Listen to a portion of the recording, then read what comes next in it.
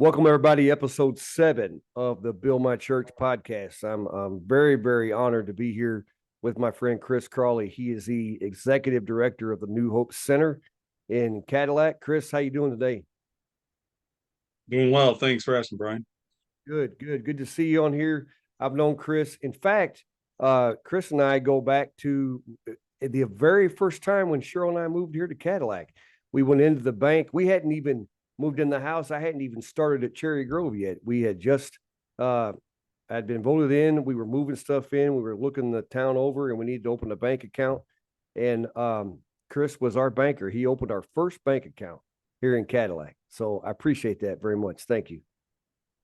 You're welcome. If there's any fees I can get back now, that would be a good time for me to ask for this. But no, but then we've come to be really good friends, and I appreciate Chris for all that he does. Chris, you're involved in many ministries and boards and things in the area, so you're a man after God's own heart. You want to help people, and I would imagine being the director at the New Hope Center is right in the middle of your wheelhouse and how you want to help and make the area better. He is. It's I guess come a full circle. Back in college, I remember doing a paper on homelessness back at Indiana University, and we did that there in the city of Bloomington, not realizing how much homelessness there was there. And this was back in 1997, 98 when I was attending there, and to be out and working in the public sector and banking and financing for 20 years as a manager, and then joined the board for the shelter back in 2012, and then fast forward to 2018, I stepped down and I was away from the organization for a while, but I still helped out. But in 2020 was asked to join as the executive director. Now here I am. Never thought that back in college that I would be doing that, and even though I had the passion back then about it. You just never know the road the Lord's going to put you on, do you? Never do. Yeah. He brought me to Michigan for some reason, and that's part of it. Yes, sir. Yes, sir. And now here you are. So you've been there 3 years then at the shelter, at the center. Yep. Okay. February 2020, the month before COVID. So new job, learning a new thing, and then had to learn it differently anyway. Man, what a time to try something new when everybody else was trying other things new in the middle of that. Talk about that for a minute, though. So here you are, you're getting your legs under you and getting your foundational started there at the center, and that's learning, and there's a whole lot of training involved, I'm sure, and figuring it all out. Although you've been involved in it, but now you got COVID, and I don't have to tell anybody watching what that was about. What were some challenges you faced during that time? So the first challenge was, the first thing they wanted to do was try to keep everyone from congregating with each other. So at shelters, they wanted you to go half capacity. And at the time, being that it was February and March, here in northern Michigan, that's cold weather, snow weather. Yeah. So we were full. We were capacity at that point, we had 3 family units. We had a men's shelter and a women's shelter. So at the men's, we could hold 7, but typically in a wintertime like that, we would have 10. And we would have, we had 2 bedrooms with 8 beds set up, and the other guys would be sleeping on the couches in the living room. And at the women's shelter, we'd have 14 to 16 women and children over there. So we were Mm. full. And so now I have to look at it and be, what they wanted you to do was cut you in half. What am I going to do with those, 7 to 8 women and children? Be like, sorry, you got to go. And half the men too. We're like, we're going to stay open. We're going to keep everyone. We're not going to have anyone leave. We just won't accept anyone new. And then at the same time, where were they supposed to go? Because our shelter is only open from 3 p.m. till 9 a.m. And so now they're supposed to go out, and typically where they would do is hang out at the public library or go hang out at some of the grocery stores. But when you have at that point too, they were doing limited number of people that could be in the stores and be, Mm-hmm. if you're not in there to buy something, we don't really want people in there, right? Right. So we had to kind of think of what we could do. We didn't have the funding to be open 24/7. So being with the networking that I had in the past, because like I said, I'd only been on my job for a little over a month at that point. I had reached out to some other organizations that I knew in town, and so the Cadillac Community Foundation, and we end up getting the funding to be open 24/7 for 3 months. So that helped us out there. This current staff we had was able to pick up those hours and hire a couple more. So that's how we got through it. And hindsight, looking back, I think we made the right decision. You know, Mhm. a lot of places that went half capacity, if they receive federal funding, some of that funding is based on how many bed nights you have per day. And since they, went half capacity, they weren't getting the full funding that they did in the past. And so some of them may have shut down during that time Mhm. unexpectedly. And so that made it harder for some of the other shelters too. So we were fortunate that God blessed us with that. We had, staff members. We had one that she would walk around and pray around the house and say, we're not going to get COVID here. Mhm. And really, the thought was that during this time, a lot of people would in shelters have COVID and spread it quickly because they Mhm. are closer. And they also concerned with some of the health issues that those experiencing homelessness may have. But what we found is, I think it was a year before we even had our first case of COVID. And then it was a staff member brought it in from another job. So we really didn't have it. And then once we started getting back into, of course, there was a lot of Zoom meetings that we had. And we're part of Citygate Network, which is a national program that helps rescue mission and shelters, faith-based. And what they found when we were on those calls too, that the shelters really didn't have the breakout that they thought.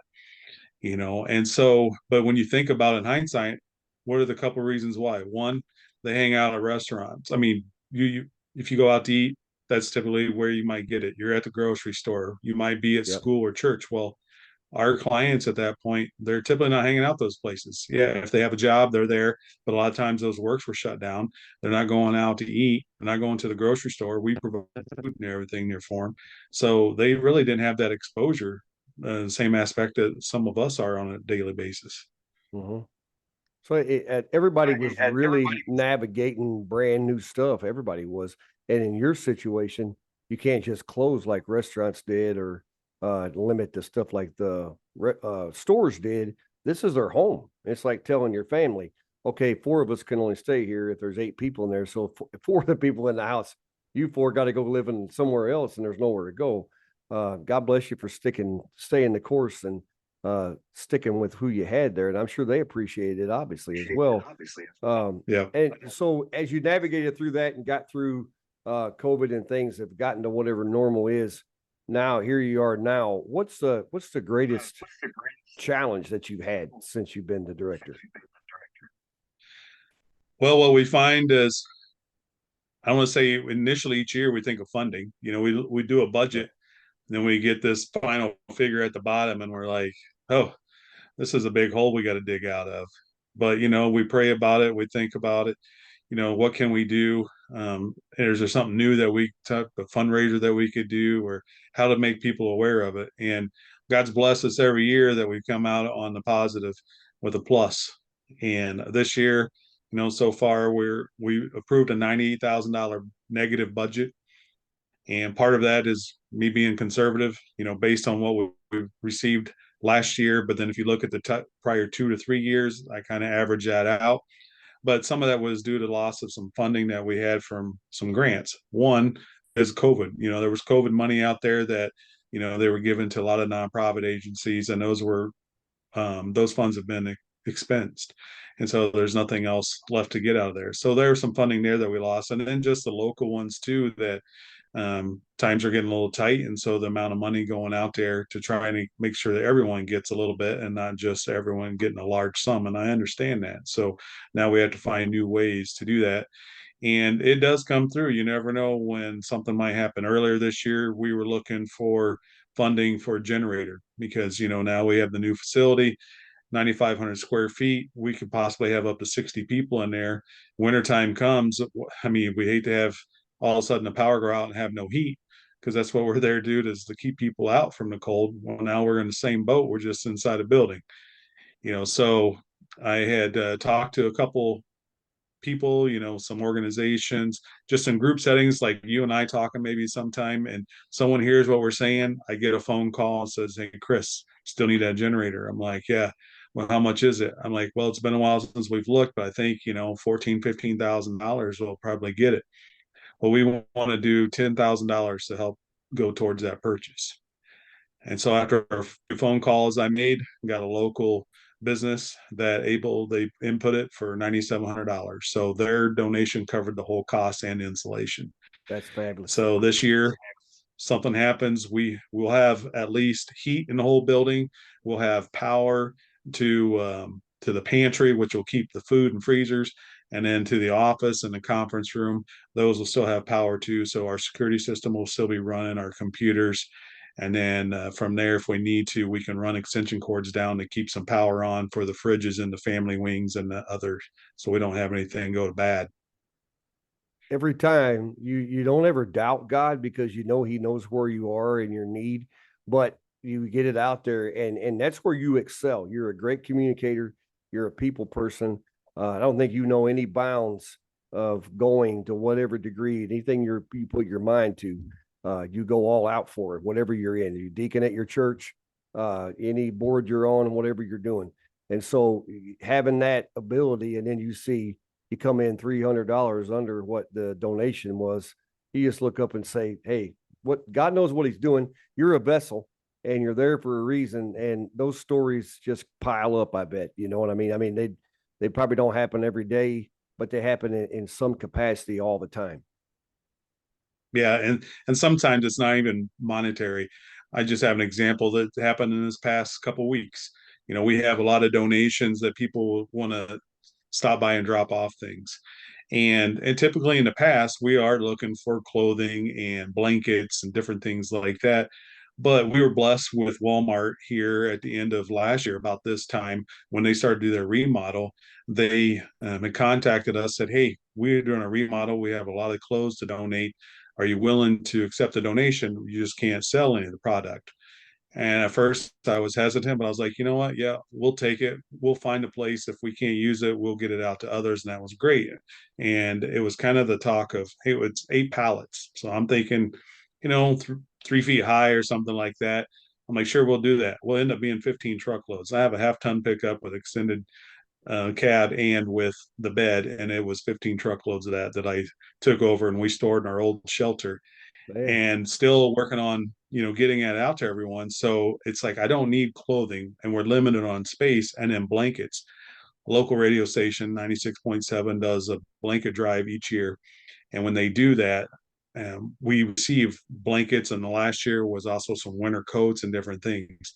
I know we've had an abundance of it. We don't have our pole building built yet. That's something that we're in the works on getting the final approval and then the funding in line for that. So we're limited on things that we need. So we did have a couple that stopped by with some clothes and some backpacks. I was like, I really don't need either. I need the backpacks. That's something we could always use. The clothes we were kind of limited on, but I was like, you know what? I'm like, it was just a small bag. I'll take it because there was a lot of them mentioned large and extra large men's clothing.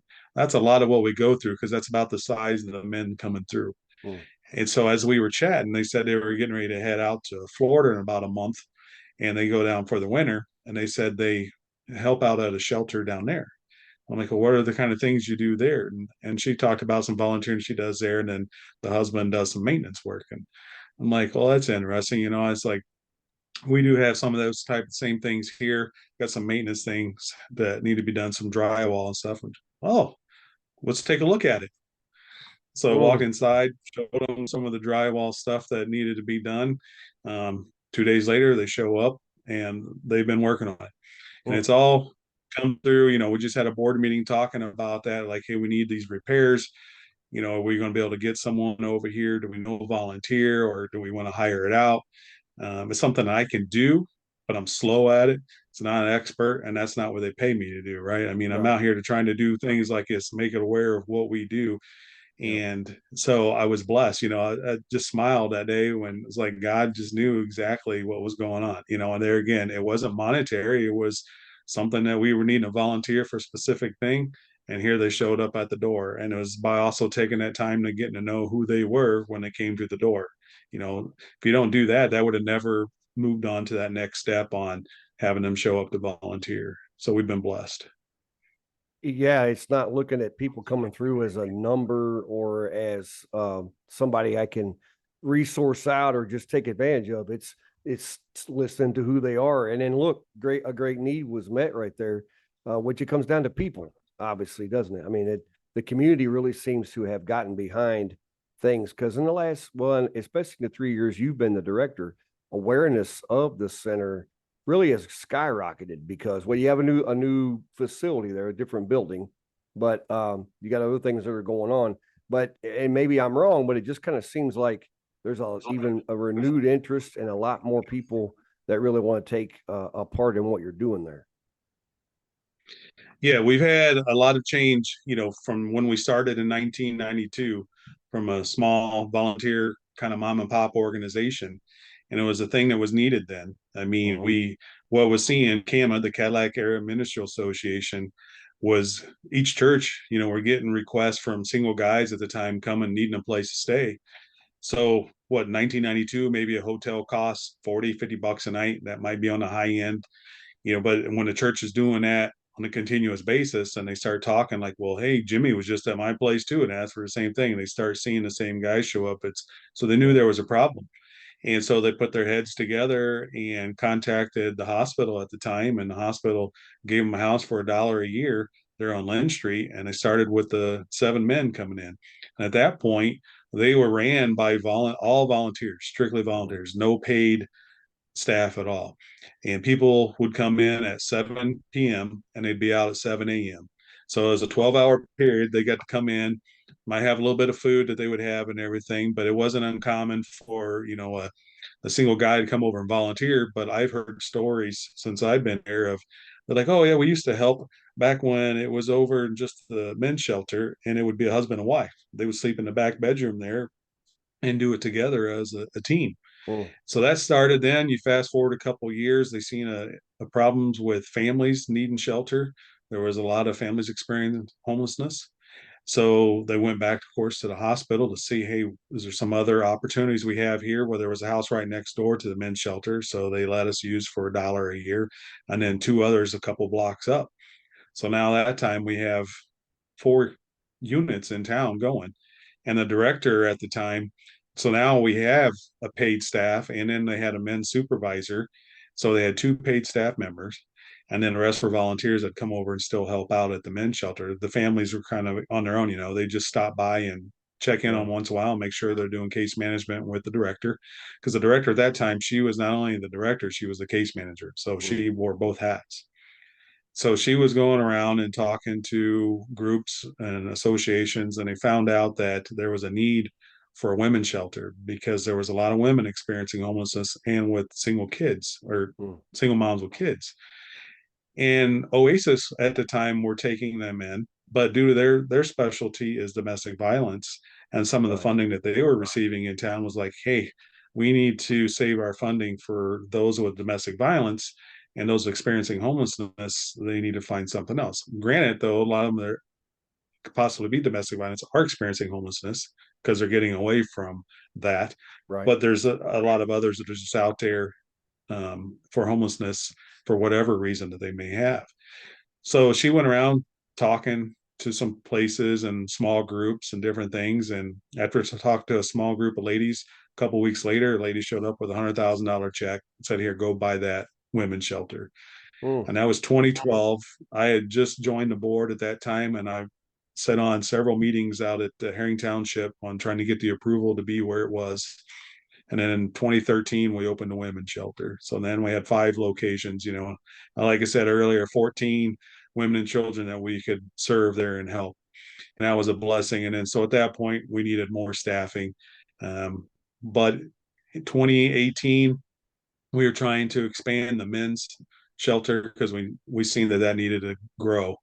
And we were trying a couple places in town, got some pushback, and some of that not in my backyard type of things.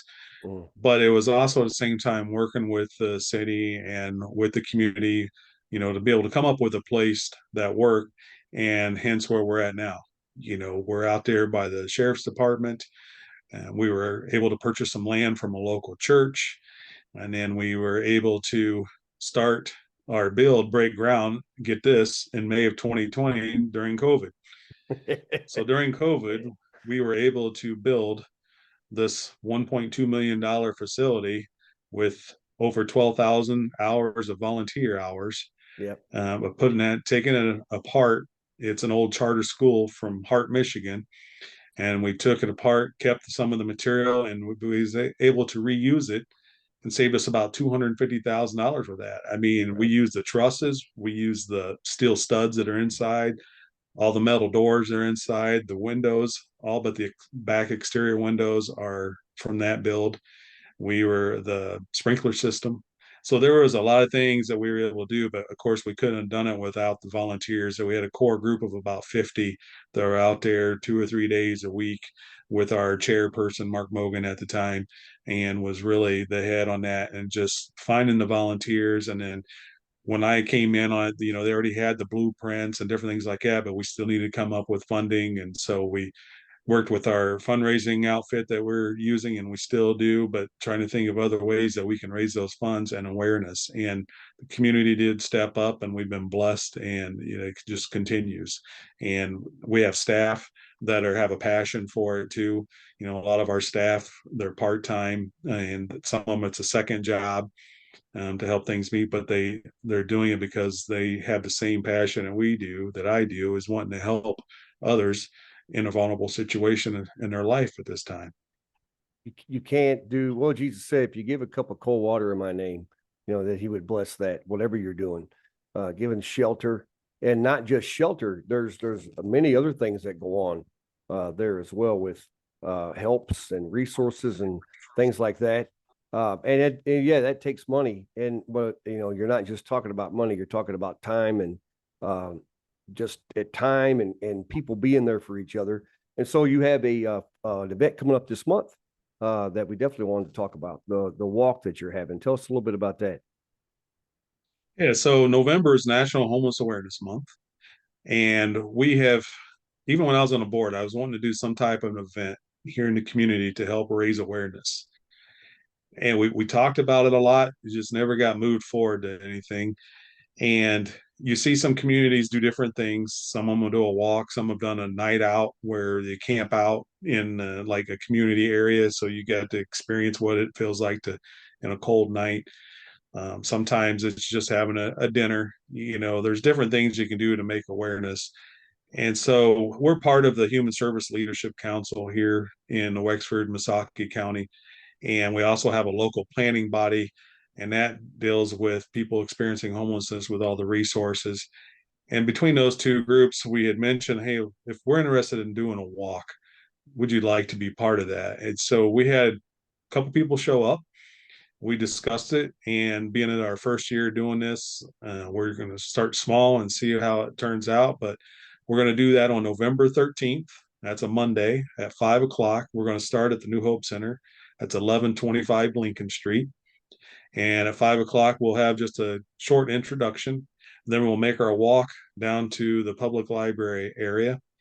And the reason we take that walk is that is the main road that gets you into town. And that's typically the path that people from leaving our shelter will take every day when they have to leave at 9 o'clock. Oh, okay. So we just want to have people get that experience. It's a little over a mile walk. And so when we get there, we're going to have some people to discuss some impact that the homelessness has had in the area or on the city. And then Wex Express is going to pick us up and take us over to the Salvation Army. And at the Salvation Army, they'll have their staff talk about how the impact of homelessness has been on their organization. And with the collaboration that we have done here a lot in the last 6 to 12 months with several agencies in town has really been a big thing. We have in the past needed a warming center. That's part of the thing with being that we're closed during the day in the wintertime is what do people do to stay warm and be out of the cold? Right. And part of our funding that we get for government funding is having a place to do that. Well, in the past, there have been some churches that have opened up and done a warming center. But with Greg Bach, the new lieutenant over at Salvation Army, we got to chat one day and it's like, well, let's do it. We can do it here. So over at their location there on Wright Street, they opened up this past year for a warming center, and seeing how much benefit it was not only to our clients but just the community, with because there are other people out there that are maybe sitting in shelter that they don't have heat or they don't have electricity or they don't have food because they serve them lunch over there. And then they also have people that are living out in tent cities, campsites and things. So they're able to bring them in, get something to eat, warm. Decided that's just not a winter thing. That's something that needs to be done year round. Yeah. So they decided to offer that year round. And so that's what they're doing. So at that time over there, they're going to discuss that. And then Wex Express will take us back to New Hope Center and we'll close in prayer, but we'll have a moment of silence too to honor all those that have passed away this past year due to homelessness. Mm. What a great way to make us aware. I love the idea of the walk and the route that the walk is, that main part of the town. This we pray really hard that raises the awareness, because would it surprise people, the average person that may not keep track of that, what the homelessness is in our area, what the percentage of people or how many there are. Just because you may not see them every day out in the streets someplace or right in front of you, it doesn't mean it's not happening, right?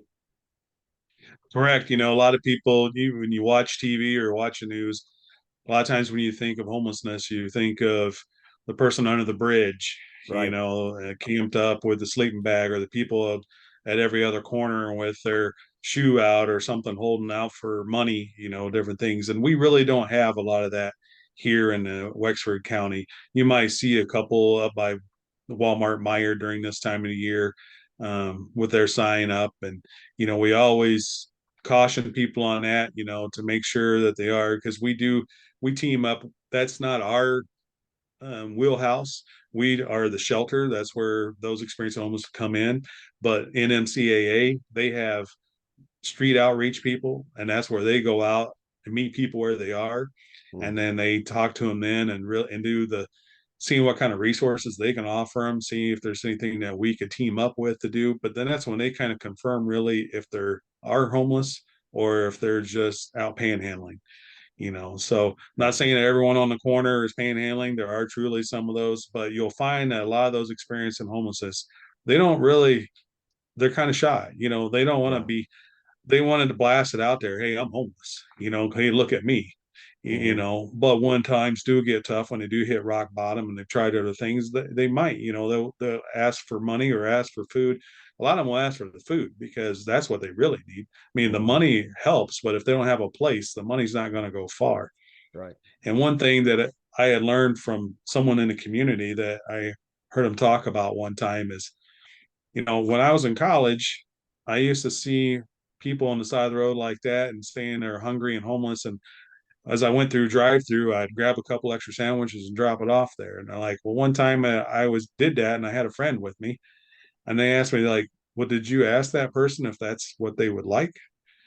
And you're like, well, they're homeless and they don't have any food. Wouldn't you think they would appreciate anything? Mm. But well, what if you just gave that person an apple and they have no teeth? How are they going to eat it? Mm. So maybe there's, and sometimes some of the sandwiches, and depending on their hygiene with their teeth there, they might not be something they can eat. Mm. So, Yeah. that's better off to have something, maybe to ask them, hey, is there something that you really like? Go grab it and come back. Never think about it. I never thought about that either, even being involved with the shelter as long as I had. And then it Yeah. was an eye opener. Still learn things. I would tend to think the same way you do. Well, you lump them in one basket. You're homeless, so you'll take anything. That's not a very respectful attitude to have toward them, because not everybody that's homeless is because of mistakes that they've made, or they're a drug addict or an alcoholic, like we tend to judge, and we shouldn't do. A lot of this, as I've talked with you over the years, has opened my eyes to a lot of that kind of thing.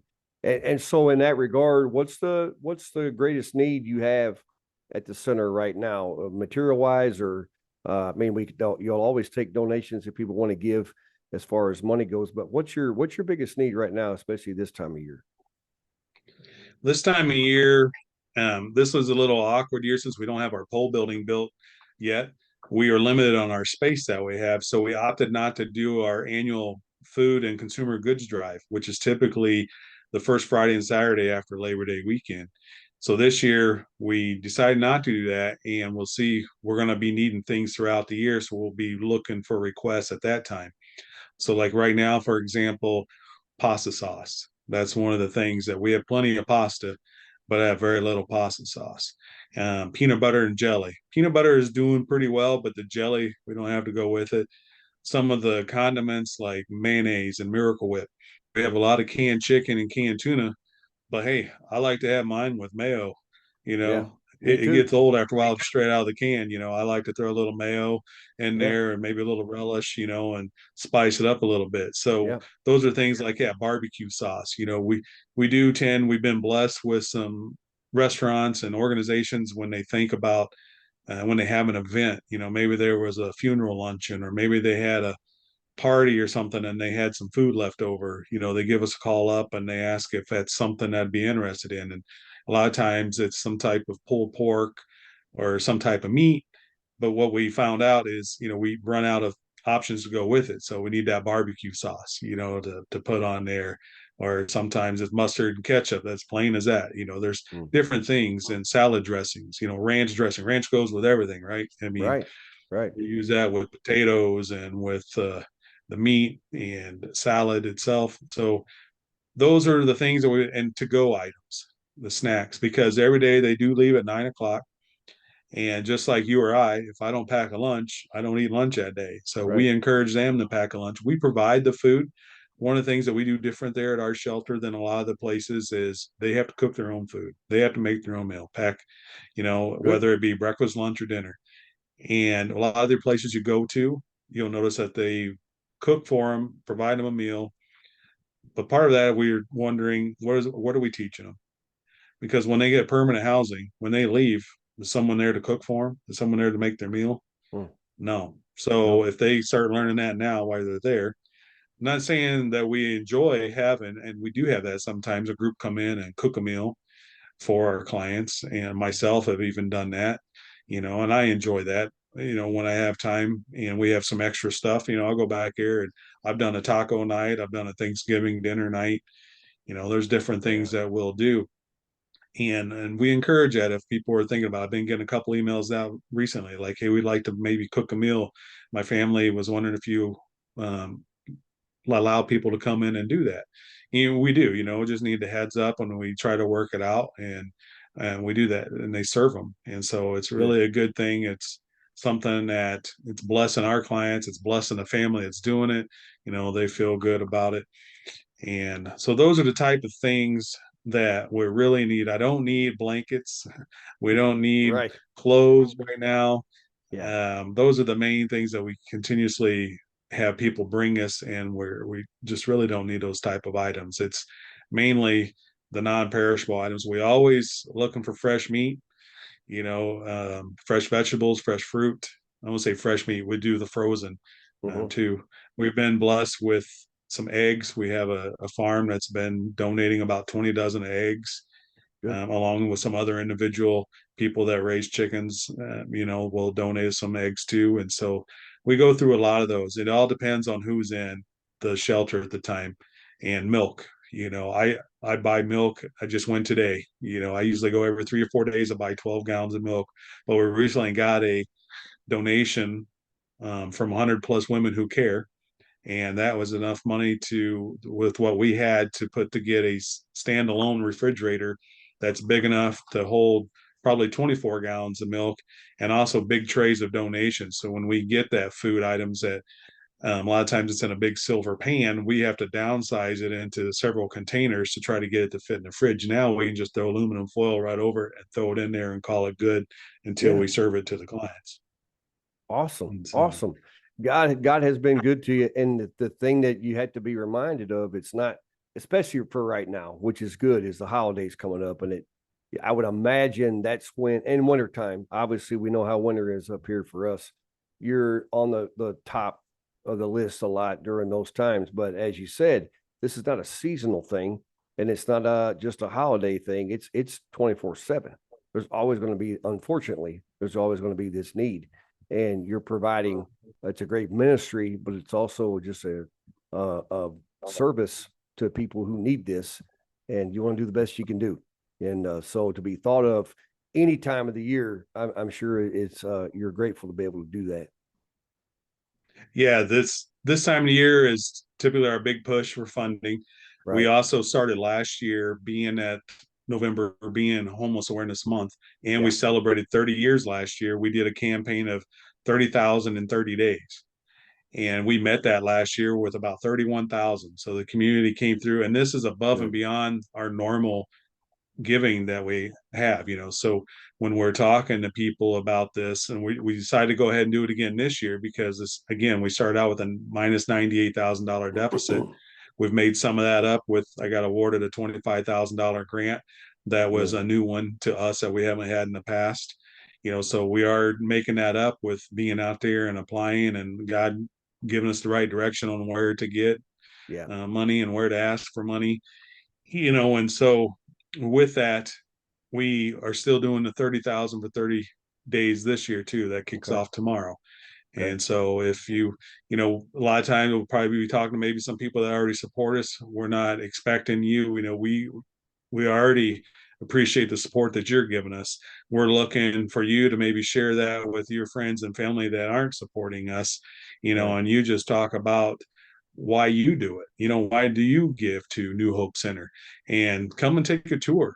That's what I ask. We give tours. I did 3 Right. tours in the past 4 days, and we give them to their small Bible study groups that came. And when they took the tour, I'd actually met with them, talked about what we do, and then I gave it to them at that time. Hey, you can come and do a tour.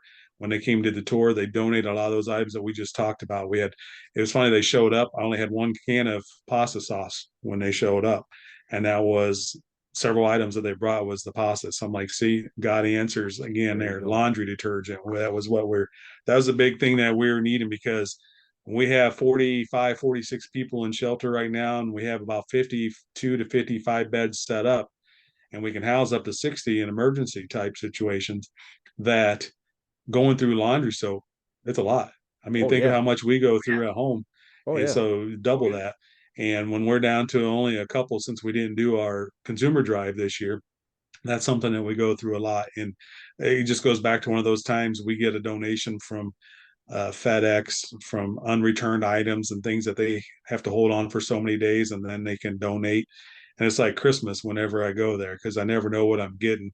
And more than one time, it's always something that I'm out of or almost out of. And it's like, Mm, here we go. And it's like, see, God, you provided. And just like he absolutely. does for you and I every day, he just Hmm. continues to provide too. And we just got to continue to give him praise, and pray for Hmm. direction, pray for. I will tell you one thing that we're in need of too is board members. Okay. I know it's not financially and things Yeah. like monetary, but we are looking to expand our board. So if anyone out there that is interested in wanting to know what it's like to help those experiencing homelessness, give me a call, contact me, stop by, and I'll be glad to talk to you about it and to tell you why I do it and why the joy we get and just helping others. And that's what God has called us to do, and Matthew 25:40 is our verse that we have right on our wall. Well, we have several verses, but that's right on our entry wall, right below our logo. And that's what New Hope has stood for all these years. So That's fantastic. Fantastic. So we wrap this up, Chris. If someone wants to get in contact with you, maybe they're interested in being a board member, maybe they want to get involved in being someone that sponsors monthly or to give donations or come take a tour or any of that. What's the best way to contact you and the center's address? yeah, so the address is 1125 Lincoln Street, Okay. Cadillac, Michigan 49601. And then the phone number, the best is to call the office there and get in touch with me, but it's 231-468-2022. And Okay. then email is probably going to be the best way to get a hold of me with a response. And that is director at newhopecadillac.org.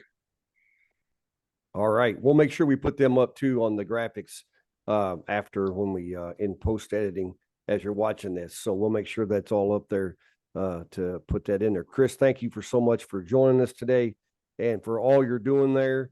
You may be there till you're 90 years old, but you're doing great work and you're I providing. appreciate it. Thanks. The Lord said, if you've done it to the least of these, you've done it to me. and that's what you're Yep. doing. So we appreciate that very much. I'm proud to be friends with you, proud to be your brother, and thank you for taking time with me today. Well, thanks for asking me to be on the show. Yes, sir.